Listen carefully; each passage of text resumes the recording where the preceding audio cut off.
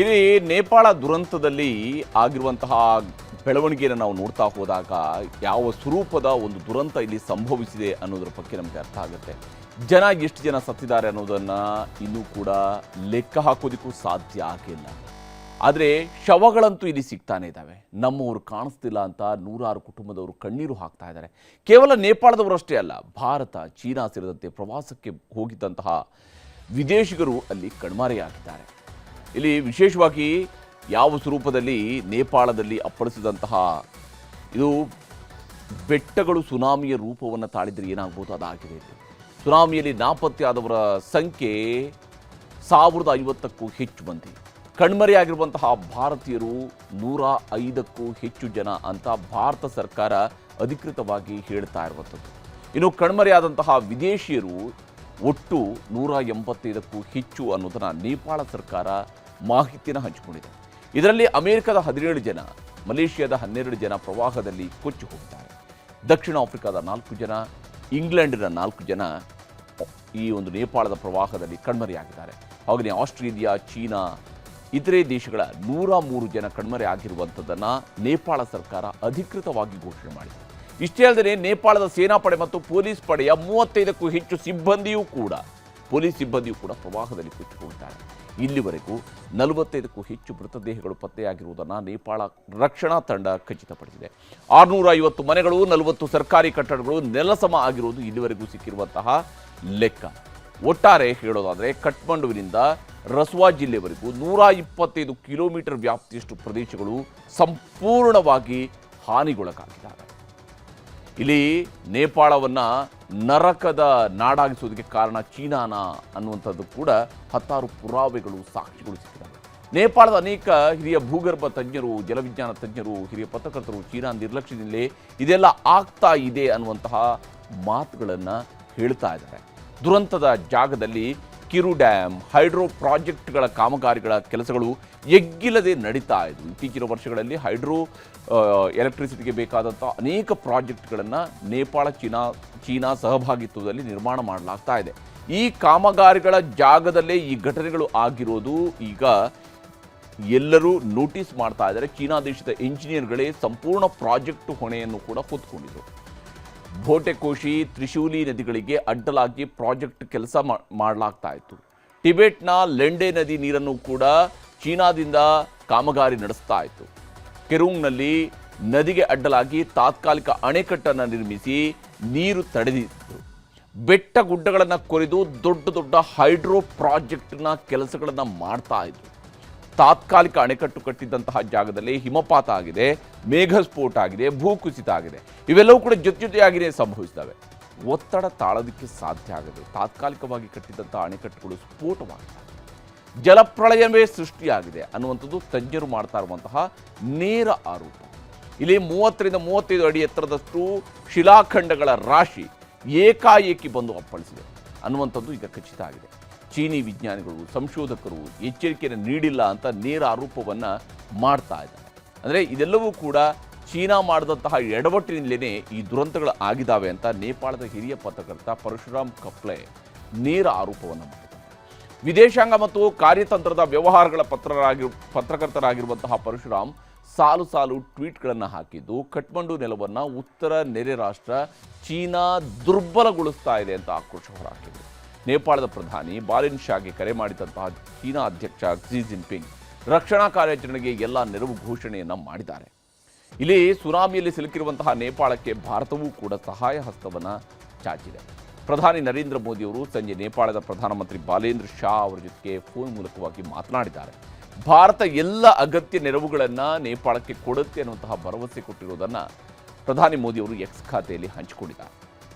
ನೇಪಾಳಕ್ಕೆ ಭಾರತದ ನೆರವು. ನಾನು ಪ್ರಧಾನಿ ಬಾಲೇಂದ್ರ ಶಾ ಅವರೊಂದಿಗೆ ಮಾತನಾಡಿದ್ದೇನೆ. ನೇಪಾಳದಲ್ಲಿ ಸಂಭವಿಸಿದ ಪ್ರವಾಹದಿಂದ ಪ್ರಾಣ ಕಳೆದುಕೊಂಡವರಿಗೆ ಸಂತಾಪ ಸೂಚಿಸಿದ್ದೇನೆ. ಈ ಕಷ್ಟದ ಸಮಯದಲ್ಲಿ ಭಾರತದ ಜನರು ನೇಪಾಳದಲ್ಲಿರುವ ನಮ್ಮ ಸಹೋದರ ಸಹೋದರಿಯರ ಜೊತೆ ಒಗ್ಗಟ್ಟಿನಿಂದ ನಿಲ್ಲುತ್ತಾರೆ.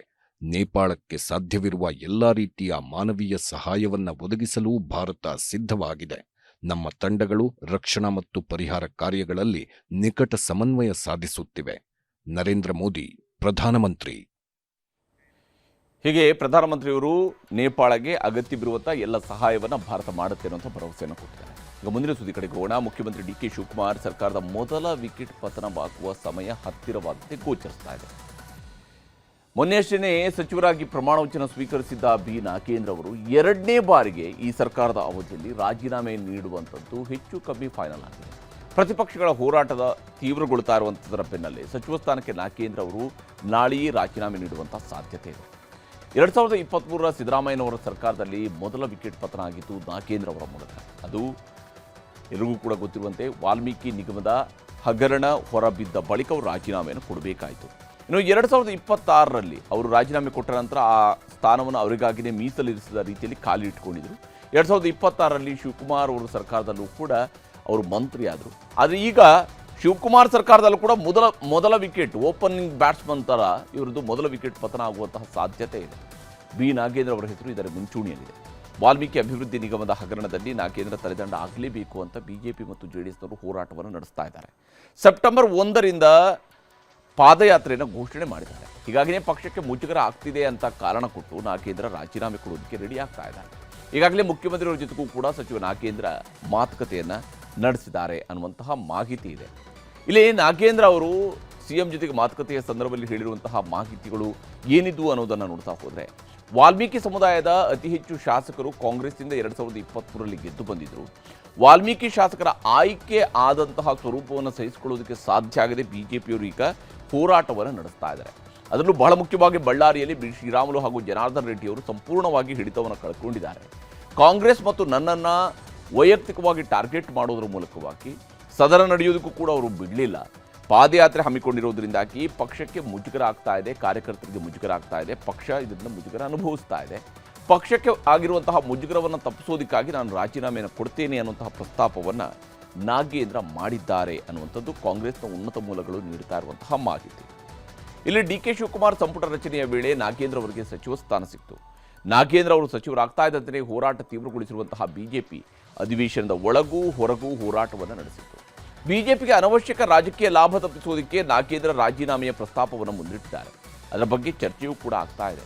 ಆದರೆ ನಾನು ರಾಜೀನಾಮೆ ಕೊಡ್ತೀನಿ ಅಂತ ಹೇಳಿಲ್ಲ, ಇದೆಲ್ಲ ವದಂತಿ ಅನ್ನುವಂಥದ್ದು ನಾಗೇಂದ್ರ ಅವರು ಹೊರಗಡೆ ಕೊಡ್ತಾ ಇರುವಂತಹ ಸ್ಪಷ್ಟನೆ. ರಾಜೀನಾಮೆ ಕುರಿತ ಚರ್ಚೆ ಆಗಿಲ್ಲ, ಸಿಎಂ ಕಚೇರಿಯಿಂದ ಯಾವುದೇ ಕರೆ ಬಂದಿಲ್ಲ, ಸಿಎಂ ನನ್ನೊಂದಿಗೆ ಮಾತನಾಡಿಲ್ಲ, ರಾಜೀನಾಮೆ ಕುರಿತ ಸುದ್ದಿ ಸತ್ಯಕ್ಕೆ ದೂರ ಅಂತ ನಾಗೇಂದ್ರ ಅವರು ಹೇಳಿದ್ದಾರೆ. ಹಾಗಿದ್ರೂ ಮುಖ್ಯಮಂತ್ರಿ ಡಿ ಕೆ ಶಿವಕುಮಾರ್ ಅವರು ಬೆಳಗ್ಗೆ ಮಾತನಾಡ್ತಾ, ನಮ್ಮ ಪಕ್ಷದವರು ಶಿಸ್ತಿನ ಸಿಪಾಯಿಗಳು, ಪಕ್ಷ ಹೇಳಿದಂತೆ ಎಲ್ಲರೂ ಕೂಡ ಕೇಳ್ತಾರೆ ಅನ್ನುವ ಮೂಲಕ ರಾಜೀನಾಮೆ ಕೊಡುವ ಸಾಧ್ಯತೆಯ ಬಗ್ಗೆ ಸುಳಿವು ಕೊಟ್ಟಿದ್ದಾರೆ.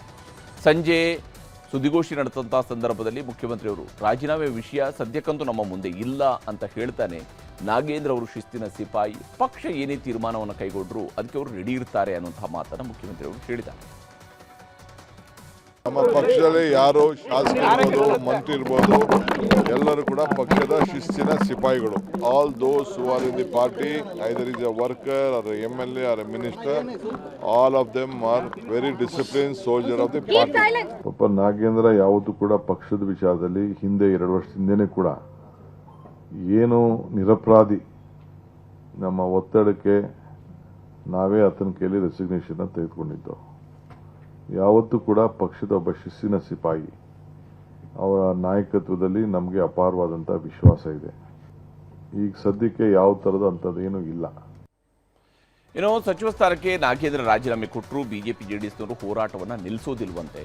ವಾಲ್ಮೀಕಿ ಸಮುದಾಯಕ್ಕೆ ನ್ಯಾಯ ಕೊಡಿಸೋದಕ್ಕಾಗಿ ನಾವು ಹೋರಾಟವನ್ನು ಮಾಡ್ತೀವಿ, ಪಾದಯಾತ್ರೆನೂ ನಡೆಸ್ತೀವಿ, ಸರ್ಕಾರದ ವಿರುದ್ಧ ಹೋರಾಟೋದಕ್ಕೆ ನಾವು ರೆಡಿಯಾಗಿದ್ದೀವಿ ಅನ್ನುವಂಥದ್ದು ಕಮಲ ನಾಯಕರು ಹೇಳ್ತಾ ಇರುವಂತಹ ಮಾತು.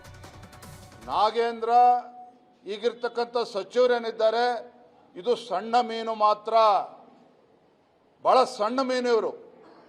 ಭಾಳ ದೊಡ್ಡ ದೊಡ್ಡ ಮೀನುಗಳು ಇನ್ನೂ ಕೂಡ ಹಿಂದೆ ಉಳ್ಕೊಂಡಿದ್ದಾರೆ. ಇವರೆಲ್ಲರೂ ಹೇಗೆ ಬೀದಿಗೆ ತರಬೇಕು, ಯಾವ ರೀತಿ ಹೋರಾಟವನ್ನು ಮಾಡಬೇಕು, ಭಾರತೀಯ ಜನತಾ ಪಾರ್ಟಿನ ಹೋರಾಟವನ್ನು ಮಾಡ್ತೇವೆ. ಇದು ಒಂದು ವಿಚಾರನ ಇಟ್ಕೊಂಡು ಇವತ್ತು ಬರಗಾಲ, ನಾವು ಕಲ್ಯಾಣ ಕರ್ನಾಟಕ, ಕಿತ್ತೂರು ಕರ್ನಾಟಕ ಎಲ್ಲ ಭಾಗಕ್ಕೂ ಕೂಡ ಪ್ರವಾಸ ಮಾಡ್ಕೊಂಡ್ಬಂದು ಒಂದು ತಂಡ ರಚನೆ ಮಾಡಿ ಅಲ್ಲಿ ರೈತರು ಬೀದಿಲಿದ್ದಾರೆ. ಇಂಥ ಸೀರಿಯಸ್ ಟಾಪಿಕ್ಸ್ ಬಗ್ಗೆ ಡಿಬೇಟ್ ಆಗಬೇಕಾಗಿತ್ತು, ಬಿಡದಿ ವಿಚಾರ ಪ್ರಸ್ತಾಪ ಆಗಬೇಕಾಗಿತ್ತು, ನೈಸ್ ವಿಚಾರ ಪ್ರಸ್ತಾಪ ಆಗಬೇಕಾಗಿತ್ತು. ಈಗ ರಾಜೀನಾಮೆ ಕೊಡಿಸ್ತಕ್ಕಂಥದ್ದು ಆಗುತ್ತೆ ಅನ್ನುವಂಥದ್ದು ಬೆಳಗ್ಗೆಯಿಂದ ಕೂಡ ಚರ್ಚೆ ಆಗ್ತಾ ಇದೆ. ಬಹುಶಃ ರಾಜೀನಾಮೆ ಕೊಡ್ತಕ್ಕಂಥದ್ದು ಆಗಬೇಕು. ಇನ್ನು ಸಚಿವ ಸ್ಥಾನಕ್ಕೆ ನಾಗೇಂದ್ರ ರಾಜೀನಾಮೆ ಕೊಟ್ಟರೆ 2 ಸಚಿವ ಸ್ಥಾನ ಶಿವಕುಮಾರ್ ಅವರ ಸಂಪುಟದಲ್ಲಿ ಖಾಲಿ ಉಳಿತವೆ. 1 ಸ್ಥಾನ ಮಹಿಳಾ ಶಾಸಕಿಗೆ ಕೊಟ್ಟರು ಬಂಡೆದ್ದಿರುವಂತಹ ಶಾಸಕರನ್ನು ಸಮಾಧಾನ ಪಡಿಸೋದಕ್ಕೆ ಉಳಿಯುವಂಥದ್ದು 1 ಸ್ಥಾನ ಮಾತ್ರ. ಆದರೆ ಕೇವಲ 1 ಸಚಿವ ಸ್ಥಾನದ ಮೂಲಕವಾಗಿ ಪಕ್ಷದಲ್ಲಿ ಎದ್ದಿರುವಂತಹ ಅಸಮಾಧಾನವನ್ನು ಸರಿಪಡಿಸೋದಕ್ಕೆ ಸಾಧ್ಯ ಆಗುತ್ತಾ ಅನ್ನುವಂಥ ಪ್ರಶ್ನೆ ಇದ್ದೇ ಇದೆ. ಹೀಗಾಗಿ ಒಂದಷ್ಟು ಪ್ಲಾನ್ ಮಾಡಿಕೊಂಡಿರುವಂತಹ ಮುಖ್ಯಮಂತ್ರಿ ಡಿ ಕೆ ಶಿವಕುಮಾರ್ ಅವರು ದೆಹಲಿಗೆ ಹೋಗ್ತಾ ಇದ್ದಾರೆ. ನಾಗೇಂದ್ರ ರಾಜೀನಾಮೆಗೆ ಹೈಕಮಾಂಡ್ನಿಂದ ಅವರು ಒಪ್ಪಿಗೆಯನ್ನು ಪಡೆಯುವಂತಹ ಸಾಧ್ಯತೆ ಇದೆ. ಹೈಕಮಾಂಡ್ ಒಪ್ಪಿಕೊಂಡ್ರೆ ಆಗ ನಾಗೇಂದ್ರ ಅವರ ರಾಜೀನಾಮೆಯನ್ನು ಅವರು ಪಡೆಯಬಹುದು. ಇನ್ನು ಸಂಪುಟದಿಂದ 2-3 ಹಿರಿಯ ಸಚಿವರನ್ನ ಕೈ ಬಿಡೋ ಬಗ್ಗೆಯೂ ಕೂಡ ಚರ್ಚೆಗಳು ಕಾಂಗ್ರೆಸ್ನಲ್ಲಿ ಮೊದಲ ದಿವಸದಿಂದಲೂ ಕೂಡ ನಡೀತಾ ಇದೆ. ಶಿವಕುಮಾರ್ ಅವರು ಸಂಪುಟ ವಿಸ್ತರಣೆ ಮಾಡದಲ್ಲಿಂದಲೂ ಕೂಡ ನಡೀತಾ ಇದೆ. ಇನ್ನು ರೆಬೆಲ್ ಆಗಿರುವಂತಹ ಶಾಸಕರಲ್ಲಿ ಯಾರಿಗೆಲ್ಲ ಮಂತ್ರಿ ಸ್ಥಾನ ಕೊಡಬಹುದು ಅನ್ನೋದ್ರ ಬಗ್ಗೆಯೂ ಕೂಡ ಒಂದಿಷ್ಟು ಲೆಕ್ಕಾಚಾರಗಳನ್ನು ಮಾಡ್ತಾ ಇದ್ದಾರೆ. ಮಹಿಳಾ ಕೋಟಾದ ಅಡಿ ಯಾರಿಗೆ ಮಂತ್ರಿ ಸ್ಥಾನ ಕೊಡಬೇಕು ಅನ್ನೋದ್ರ ಬಗ್ಗೆಯೂ ಕೂಡ ಚರ್ಚೆಗಳು ನಡೀತಾ ಇದ್ದು, ನಾಗೇಂದ್ರ ಅವ್ರನ್ನ ರಾಜೀನಾಮೆ ಪಡೆದಿದ್ದೇ ಹೌದು ಅಂತೇಳಿ ಆದರೆ ಆವಾಗ ಅದು ಅನ್ನಪೂರ್ಣ ತುಕಾರಾಮ್ ಅವರಿಗೆ ಆ ಸ್ಥಾನ ಒಲಿಯಬಹುದು. ಇನ್ನು ನಿಗಮ ಮಂಡಳಿಗಳ ಅಧ್ಯಕ್ಷರ ನೇಮಕಾತಿಗೆ ಒಪ್ಪಿಗೆಯನ್ನು ಪಡೆಯುವಂತಹ ನಿಟ್ಟಿನಲ್ಲೂ ಕೂಡ ಮುಖ್ಯಮಂತ್ರಿಯವರು ಪ್ರಯತ್ನವನ್ನು ಮಾಡಬಹುದು, ಹೈಕಮಾಂಡ್ನ ಮನವರಿಕೆ ಮಾಡಬಹುದು. ಹಾಗೂ ನೈಸ್ ಬಿಡದಿ ವಿಷಯದಲ್ಲಿ ಪ್ರತಿಪಕ್ಷಗಳ ಹೋರಾಟದ ಪರಿಣಾಮಗಳು ಏನೇನು, ಭಾರತ್ ಜೋಡೋ ಯುವ ಸಂಘಗಳ ಅಭಿಯಾನದ ಬಗ್ಗೆಯೂ ಕೂಡ ಮುಕ್ತವಾದ ಚರ್ಚೆಗಳನ್ನು ಮಾಡಬಹುದು. ನಾಳೆಯೇ ಎಲ್ಲ ಫೈನಲ್ ಮಾಡಿ ಬೆಂಗಳೂರಿಗೆ ಮುಖ್ಯಮಂತ್ರಿ ಡಿ ಕೆ ಶಿವಕುಮಾರ್ ಅವರು ವಾಪಸ್ ಆಗಲಿದ್ದಾರೆ. ಇನ್ನು ಎಐಸಿಸಿ ಅಧ್ಯಕ್ಷ ಮಲ್ಲಿಕಾರ್ಜುನ ಖರ್ಗೆ ಅವರು ಬೆಂಗಳೂರಿಗೆ ಬಂದಿದ್ದಾರೆ. ನಾಳೆ ಬೆಳಗ್ಗೆ ಬೆಂಗಳೂರಿನಿಂದ ನೇರವಾಗಿ ಕಲಬುರಗಿ ಪ್ರವಾಸವನ್ನು ಕೈಗೊಂಡಿದ್ದಾರೆ. ಕೆಸಿ ವೇಣುಗೋಪಾಲ್ ಅವರು ಕೂಡ ಶಿವಕುಮಾರ್ ಅವರ ಕೈಗೆ ಸಿಗುವಂತಹ ಸಾಧ್ಯತೆಗಳು ಇಲ್ಲ. ಹೀಗಾಗಿ ನಾಗೇಂದ್ರ ರಾಜೀನಾಮೆ ಸೇರಿದಂತೆ ಸರ್ಕಾರದ ಪ್ರಮುಖ ತೀರ್ಮಾನಗಳು ನಾಳೆ ದೆಹಲಿಯಲ್ಲಿ ಆಗ್ತವಾ ಅಥವಾ 2-3 ದಿನ ಬಿಟ್ಟು ಮತ್ತೆ ಶಿವಕುಮಾರ್ ಅವರು ಇನ್ನೊಂದು ರೌಂಡ್ ದೆಹಲಿಗೆ ಹೋಗಿ ಭೇಟಿಯಾಗಿ ಮಾತುಕತೆ ನಡೆಸ್ತಾರಾ ಅನ್ನೋದನ್ನು ನೋಡಬೇಕಾಗಿದೆ. ಇದರ ನಡುವೆ ಮಾಜಿ ಮುಖ್ಯಮಂತ್ರಿ ಸಿದ್ದರಾಮಯ್ಯನವರು ಸಿಎಂ ಸ್ಥಾನದಿಂದ ಕೆಳಗಿಳಿದ ಮೇಲೆ ಕಳೆದೊಂದು 2-3 ತಿಂಗಳಿಂದ ಕೂಡ ಬಹುತೇಕ ಅವರು ಸೈಲೆಂಟ್ ಆಗಿಯೇ ಇದ್ದಾರೆ. ಮಾತನಾಡಿದ್ದು ಬಹಳ ಅಂದರೆ ಬಹಳ ಕಡಿಮೆ. ಆದರೆ ಒಳ ಮೀಸಲಾತಿ ವಿಚಾರ ಸಂಕಿರಣದಲ್ಲಿ ಮಾತನಾಡಿದಂತಹ ಸಿದ್ದರಾಮಯ್ಯನವರು 2 ಅಚ್ಚರಿಯ ಹೇಳಿಕೆಗಳನ್ನು ಕೊಟ್ಟಿದ್ದಾರೆ. ಅದರಲ್ಲಿ ಬಹಳ ಪ್ರಮುಖವಾಗಿ ಅವರು ಹೇಳಿದಿರುವಂಥದ್ದು, ಪರಮೇಶ್ವರ್ ಒಬ್ಬರನ್ನೇ DCM ಮಾಡಿಸಿದ್ದು ಯಾರು ಅನ್ನುವಂತಹ ಪ್ರಶ್ನೆಯನ್ನು ಕೇಳಿದ್ದಾರೆ. 4-5 ಮಂದಿಯ ಹೆಸರಿತ್ತು, 4-5 ಸಮುದಾಯಕ್ಕೊಬ್ಬರಂತೆ ಮಾಡ್ತಾರೆ ಅಂತ ಹೇಳುವಂಥದ್ದೆಲ್ಲ ಇತ್ತು. ಆದರೆ ಒಬ್ಬರನ್ನೇ ಮಾಡಿಸಿದ್ದು ಯಾರು ಅನ್ನುವ ಪ್ರಶ್ನೆಯನ್ನು ಅಲ್ಲಿ ನೆರೆದಿದ್ದಂಥವ್ರಿಗೆ ಕೇಳಿದ್ದಾರೆ.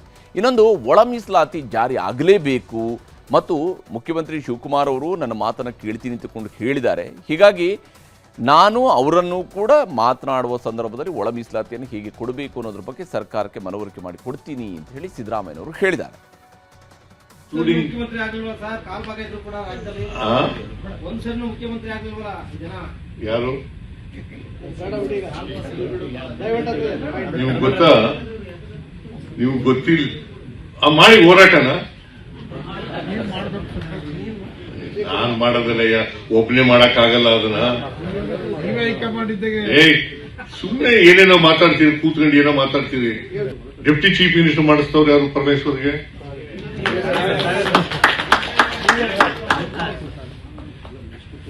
4-5 ಮಾಡಬೇಕು ಅಂತಿದ್ರು.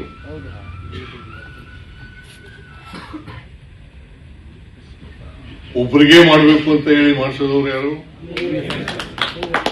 ನಮ್ಮ ಸರ್ಕಾರ ಯಾವತ್ತೂ ಒಳ ಮೀಸಲಾತಿ ಪರ ಇದೆ. ಮುಂದೆನೂ ಇರ್ತದೆ, ಈಗಲೂ ಇರ್ತದೆ, ಮುಂದೆನೂ ಇರ್ತದೆ. ನಾನು ಚೀಫ್ ಮಿನಿಸ್ಟರ್ ಅಲ್ಲ, ಈಗ ಹೇಳೋದಷ್ಟೇ. DK ಶಿವಕುಮಾರ್ ಈಗ ಚೀಫ್ ಮಿನಿಸ್ಟರ್ ಇದ್ದಾರೆ. ಅವ್ರು ಹೇಳಿದ್ರು, ಸಿದ್ದರಾಮಯ್ಯನವ್ರು ಏನ್ ಹೇಳ್ತಾರೆ ನನಗೆ ಅದಕ್ಕೆ ಒಪ್ಪಿಗೆ ಇದೆ ಅಂತ ಹೇಳ್ತಾರೆ. ನಾನು ಹೇಳ್ತೀನಿ.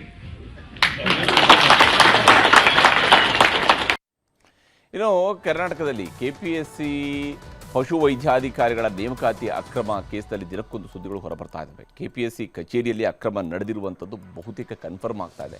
ಇದಕ್ಕೆ ED ಅಧಿಕಾರಿಗಳು, CID ಅಧಿಕಾರಿಗಳು ನಡೆಸಿರುವಂತಹ ದಾಳಿಯ ಸಂದರ್ಭದಲ್ಲಿ ಬಹಳಷ್ಟು ವಿಚಾರಗಳು ಬಯಲಿಗೆ ಬರ್ತಾ ಇದ್ದಾವೆ. ಸಾಕ್ಷ್ಯಗಳನ್ನೇ ನಾಶಪಡಿಸೋದಕ್ಕೆ ಹೊರಟಿರುವಂಥದ್ದು ಕೂಡ ಇಲ್ಲಿ ಗೊತ್ತಾಗ್ತಾ ಇರುವಂಥದ್ದು. KPSC ಕಚೇರಿಯಲ್ಲಿ OMR ಶೀಟ್ಗಳನ್ನು ಟ್ಯಾಂಪರಿಂಗ್ ಮಾಡಿರುವಂತಹ ಶಂಕೆ CID ತನಿಖೆಯ ವೇಳೆ ವ್ಯಕ್ತವಾಗಿದೆ. OMR ಶೀಟ್ ಇರುವಂತಹ ಸ್ಟ್ರಾಂಗ್ ರೂಮ್ನ CCTV ದೃಶ್ಯಗಳನ್ನು ಡಿಲೀಟ್ ಮಾಡಿಸಿಟ್ಟಿದ್ದಾರೆ. ಯಾವ ಕಾರಣಕ್ಕಾಗಿ ಡಿಲೀಟ್ ಮಾಡಿಸ್ತಾರೆ ಅಂತ ಹೇಳೋದನ್ನು ಯಾರು ಬೇಕಿದ್ರು ಕೂಡ ಊಹಿಸ್ಬೋದು. CCTVಗಳಿದ್ರೂ ಕೂಡ ಅದರೊಳಗಡೆ ಡಾಟಾ ಡಿಲೀಟ್ ಆಗಿರುವಂಥದ್ದು ಪತ್ತೆಯಾಗಿದೆ. ಅಂದರೆ ಡಾಟಾವನ್ನು ಉದ್ದೇಶಪೂರ್ವಕವಾಗಿ ಡಿಲೀಟ್ ಮಾಡಿದಾಗೆ ಗೋಚರಿಸ್ತಾ ಇದೆ. ವಿಶೇಷವಾಗಿ ಇಂತಹ ವಿಚಾರದಲ್ಲಿ, ಅಂದರೆ ಎಕ್ಸಾಮ್ ನಡೆದಂತಹ ಸಂದರ್ಭದಲ್ಲಿ ಕನಿಷ್ಠ 6 ತಿಂಗಳವರೆಗೆ ಆದರೂ ಡಾಟಾವನ್ನು ಸಂಗ್ರಹವನ್ನು ಮಾಡಿಡಬೇಕು. ಆದರೆ 6 ತಿಂಗಳ ಡಾಟಾವನ್ನೇ ಸಂಗ್ರಹ ಮಾಡಿಲ್ಲ. ತನಿಖೆಯಲ್ಲಿ ಪತ್ತೆಯಾಗಿರುವಂತಹ ಅಂಶಗಳನ್ನು ನೋಡ್ತಾ ಹೋದಾಗ ಪಶುವೈದ್ಯಾಧಿಕಾರಿ ನೇಮಕಾತಿ ಟೈಮ್ನಲ್ಲಿ ಹಾರ್ಡ್ ಡಿಸ್ಕ್ ಕೂಡ ಇಲ್ಲಿ ಮಾಯ ಆಗಿದೆ.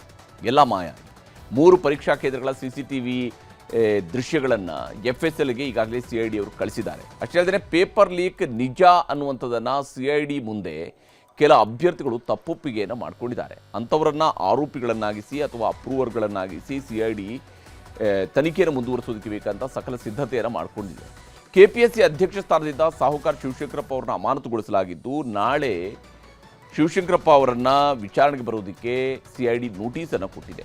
IAS ಅಧಿಕಾರಿ ಜ್ಞಾನೇಂದ್ರ ಕುಮಾರ್ ಅವರ ಮನೆ ಮತ್ತು ಕಚೇರಿಗೂ ಕೂಡ ನೋಟಿಸ್ಗಳನ್ನು ಹಚ್ಚಲಾಗಿದೆ. ಆ ಮನುಷ್ಯ ಎಲ್ಲಿ ಹೋಗಿದ್ದಾರೆ ಅಂತೇಳಿ ಗೊತ್ತಿಲ್ಲ. KPSC ಶಾಂತಾ ಹೊಸಮನಿ ಸೇರಿದಂತೆ 10 ಸದಸ್ಯರು ಮತ್ತು 45 ಸಿಬ್ಬಂದಿಗೂ ಕೂಡ ನೋಟಿಸನ್ನು ಜಾರಿಗೊಳಿಸಲಾಗಿತ್ತು. KPSCಯ ಮೂಗಿನ ಅಡಿಯಲ್ಲೇ ನಡೆದಿರುವ ಈ ಅಕ್ರಮವನ್ನು ಬಯಲಿಗೆಳೆಯುವಂತಹ ಕೆಲಸವನ್ನು CID ಈಗ ಮಾಡ್ತಾ ಇದೆ. ಈಗ ರಾಜ್ಯ ದೇಶ ವಿದೇಶಗಳ ಮತ್ತಷ್ಟು ಪ್ರಮುಖ ಸುದ್ದಿಗಳನ್ನು ಕ್ವಿಕ್ಕಾಗಿ ನೋಡ್ತಾ ಹೋಗೋಣ. ರಾಜ್ಯದ ಹಲವೆಡೆ ಈದ್ ಮಿಲಾದ್ ಸಂಭ್ರಮ ಮನೆ ಮಾಡಿದೆ. ಈ ಮಧ್ಯೆ ಚಿಕ್ಕಮಗಳೂರಿನ ಟಿಪ್ಪು ನಗರದಲ್ಲಿ ಐ ಲವ್ ಮೊಹಮ್ಮದ್ ಬ್ಯಾನರ್ ಅಳವಡಿಕೆ ಮಾಡಲಾಗಿತ್ತು. ವಿವಾದದ ಕಿಡಿ ಹೊತ್ತಿಸಿತ್ತು. ಉತ್ತರ ಕನ್ನಡದ ಅಂಕೋಲಾ ಪಟ್ಟಣದಲ್ಲಿ ಪ್ಯಾಲೆಸ್ತೀನ್ ಧ್ವಜವನ್ನು ಪ್ರದರ್ಶಿಸಲಾಗಿದೆ. ಹಾಗೆಯೇ ಬೆಂಗಳೂರಿನ KR ರಸ್ತೆಯಲ್ಲಿ ಪುನೀತ್ ಕೆರೆಹಳ್ಳಿ ಕಚೇರಿ ಮುಂದೆ ಗುಂಪು ಘರ್ಷಣೆ ನಡೆದಿದೆ. ಕೋಲಾರ, ಯಾದಗಿರಿ ಜಿಲ್ಲೆಯ ದೋರ್ನಹಳ್ಳಿ ಗ್ರಾಮಗಳಲ್ಲೂ ಕೂಡ ಗಲಾಟೆ ನಡೆಸಲಾಗಿದೆ. ಉದ್ಯಾನವನ ಅಭಿವೃದ್ಧಿ ಹೆಸರಲ್ಲಿ ಸರ್ಕಾರ 5% ಭೂಮಿ ಬಳಕೆಗೆ ಬಿಲ್ ತಂದಿದೆ. ಸರ್ಕಾರದ ಈ ಮಸೂದೆಯನ್ನು ಬಿಜೆಪಿ ವಿರೋಧಿಸ್ತಾ ಇದ್ದು, ಇಂದು ಸಂಸದ ತೇಜಸ್ವಿ ಸೂರ್ಯ ರಾಜ್ಯಪಾಲರನ್ನ ಭೇಟಿಯಾಗಿದ್ರು. ರಾಜ್ಯಪಾಲರು ಈ ವಿಧೇಯಕಕ್ಕೆ ಅಂಕಿತ ಹಾಕಬಾರದು ಅಂತ ಮನವಿ ಮಾಡಿದ್ದಾರೆ. ಬೆಂಗಳೂರಿನ JDS ಕಚೇರಿಯಲ್ಲಿ ಪಕ್ಷ ಸೇರ್ಪಡೆ ಕಾರ್ಯಕ್ರಮ ನಡೆದಿದೆ. ಬಿಜೆಪಿ, ಕಾಂಗ್ರೆಸ್ ತೊರೆದು ಹಲವು ಮುಖಂಡರು JDS ಸೇರಿದ್ದಾರೆ. ಮೂಡಿಗೆರೆ ವಿಧಾನಸಭಾ ಕ್ಷೇತ್ರ 300ಕ್ಕೂ ಹೆಚ್ಚು ಮುಖಂಡರು, ಕಾರ್ಯಕರ್ತರು ಸೇರ್ಪಡೆಯಾಗಿದ್ದಾರೆ. ಆಂಜನೇಯ ಸ್ವಾಮಿ ದೇಗುಲದಲ್ಲಿ ಮೂತ್ರ ವಿಸರ್ಜನೆ ಕೃತ್ಯ ಖಂಡಿಸಿ ಇಂದು ಹಾವೇರಿಯ ಶಿಗ್ಗಾವಿ ಪಟ್ಟಣ ಬಂದ್ ಆಗಿತ್ತು. ಹಿಂದೂ ಪರ ಸಂಘಟನೆಗಳು ಸ್ವಯಂ ಪ್ರೇರಿತ ಬಂದ್ ಕರೆ ನೀಡಿದ್ದು ಮಿಶ್ರ ಪ್ರತಿಕ್ರಿಯೆ ವ್ಯಕ್ತವಾಗಿದೆ. ಯಾವುದೇ ಹಿತಕರ ಘಟನೆ ನಡೆಯದಂತೆ ಬಿಗಿ ಭದ್ರತೆಯನ್ನು ಏರ್ಪಡಿಸಲಾಗಿತ್ತು. ಬೆಂಗಳೂರು ಏರ್ಪೋರ್ಟ್ನಲ್ಲಿ ಕಸ್ಟಮ್ ಅಧಿಕಾರಿಗಳು ಭರ್ಜರಿ ಕಾರ್ಯಾಚರಣೆ ನಡೆಸಿದ್ದಾರೆ. ದುಬೈನಿಂದ ಇಂಡಿಗೋ ವಿಮಾನದಲ್ಲಿ ಬೆಂಗಳೂರಿಗೆ ಮೊಹಮ್ಮದ್ ಸಿರಾಜ್ ಎಂಬಾತ ಬಂದಿದ್ದ. ಆತನ ಬಾಯಲ್ಲಿ 82 ಗ್ರಾಂ ತೂಕದ ಚಿನ್ನದ 2 ಕ್ಯಾಪ್ಸೂಲ್ಗಳು ಪತ್ತೆಯಾಗಿದ್ದು, ಆರೋಪಿಯನ್ನು ಅರೆಸ್ಟ್ ಮಾಡಲಾಗಿದೆ. ಬೆಂಗಳೂರಿನಲ್ಲಿ ಖಾಲಿ ನಿವೇಶನ ಸ್ವಚ್ಛಗೊಳಿಸುವ ಗಡುವು ಮುಕ್ತಾಯವಾಗಿದೆ. ಸೈಟ್ ಸ್ವಚ್ಛಗೊಳಿಸಿದ ಆಸ್ತಿ ಮಾಲೀಕರಿಗೆ ದಂಡ ವಿಧಿಸುವ ಪ್ರಕ್ರಿಯೆ ನಾಳೆಯಿಂದ ಆರಂಭವಾಗ್ತಾ ಇದೆ. ಬೆಳಗ್ಗೆ 11 ಗಂಟೆಗೆ ಶಾಂತಿನಗರ ಕ್ಷೇತ್ರದಲ್ಲಿ ಸಚಿವ ಕೃಷ್ಣ ಬೈರೇಗೌಡ ಅಧಿಕೃತವಾಗಿ ದಂಡ ವಿಧಿಸುವ ಕಾರ್ಯಕ್ರಮಕ್ಕೆ ಚಾಲನೆ ನೀಡಲಿದ್ದಾರೆ. ಉಡುಪಿ ಜಿಲ್ಲೆ ಗಂಗೊಳ್ಳಿ ಬಳಿಯಲ್ಲಿ ಮೀನುಗಾರಿಕೆ ತೆರಳಿದ್ದ ಪರ್ಸಿನ್ ಬೋಟ್ ಮುಳುಗಡೆಯಾಗಿದೆ. ಅಲೆಗಳ ಹೊಡೆತಕ್ಕೆ ದೋಣಿಯಲ್ಲಿ ಬಿರುಕು ಉಂಟಾಗಿದ್ದು, ಬಿರುಕು ಕಾಣಿಸಿಕೊಳ್ತಾ ಇದ್ದಂತೆ ಬೋಟ್ ಮುಳುಗಿದೆ. ಕರಾವಳಿ ಕಾವಲು ಪಡೆ 30 ಮೀನುಗಾರರನ್ನು ರಕ್ಷಣೆ ಮಾಡಿದೆ. ನಾಳೆ ರಾಷ್ಟ್ರೀಯ ಕ್ರೀಡಾ ದಿನಾಚರಣೆ ಹಿನ್ನೆಲೆಯಲ್ಲಿ ಪ್ರಧಾನಿ ಮೋದಿ ಖೇಲೋ ಇಂಡಿಯಾ ಸಂವಾದವನ್ನು ನಡೆಸಲಿದ್ದಾರೆ. ಬೆಳಗ್ಗೆ 10:30ಕ್ಕೆ ವಿಡಿಯೋ ಕಾನ್ಫರೆನ್ಸ್ ಮೂಲಕ ಪ್ರಧಾನಿ ಮೋದಿ ಸಂವಾದ ನಡೆಸಲಿದ್ದಾರೆ. ಕ್ರೀಡೆ, ಯುವ ನೇತೃತ್ವ ಮತ್ತು ನಾಗರಿಕರ ಭಾಗವಹಿಸುವಿಕೆಯನ್ನು ಕೇಂದ್ರವಾಗಿಟ್ಟುಕೊಂಡು ಈ ಕಾರ್ಯಕ್ರಮ ಆಯೋಜಿಸಲಾಗಿದೆ.